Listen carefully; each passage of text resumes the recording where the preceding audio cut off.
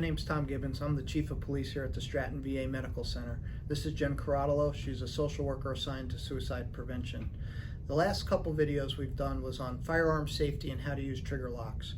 But Jenn, I've been a police officer for over 25 years now, and in that time I've come up with some common misconceptions or myths about suicide, and given your position in suicide prevention, I thought maybe you could shed some light on them for me. I would love to. So the first one is, if you ask somebody or talk to somebody about suicide, you're going to put their thought in their head and they'll want to commit suicide. So that's actually not true. You can't create the suicidal thought for somebody. You can't make somebody suicidal simply by asking them. By asking them how they're feeling, and if they're having thoughts of suicide or thoughts of wanting to hurt themselves, it simply gives them an opportunity and permission to share what they're feeling. A good way to look at this is if you were to go to your primary care doctor and they were to ask if you're having chest pains, you wouldn't then automatically have a heart attack because they asked you how you were feeling physically. Thank you. The other one I've come across is there are talkers and doers. So if somebody's talking about it, they're not going to do it, they're just crying for help or want the attention, and that if somebody really wants to commit suicide, they're just going to do it and not talk to anybody.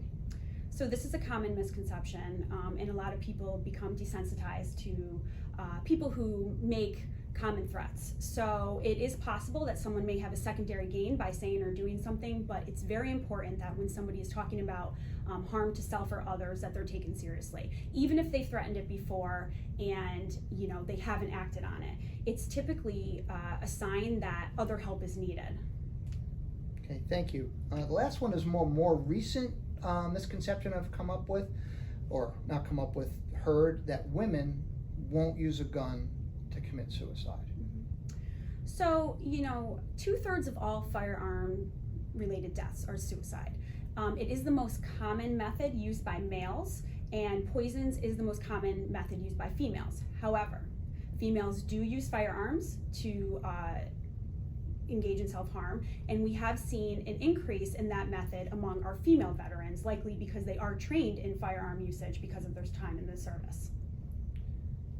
Thanks for clearing that up. The other one, is there an overarching common theme about suicides for the country, not just with veterans?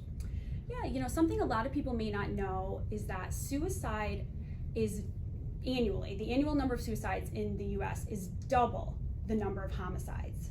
Okay, so think about that. Each year, twice the amount of people take their own life than homicides, okay? How that breaks down is around 130 deaths per day in the US are suicides. And of that number, we have found that about 20 every single day are veterans. They've served in our military. And of that 20, 14 are not enrolled in VA care. So that's why it's really important that if anybody knows somebody who's struggling, and if they're a veteran and they're not connected, that they help encourage them to reach out or help connect them to services, because it can make a difference in saving a life. Thank you.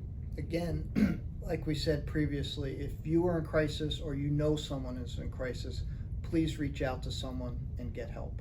And you can always use our National Suicide Prevention Hotline. Anyone can use that, 1-800-273-TALK. If you are a veteran or calling about a veteran, please press 1. Thank you. Thank you.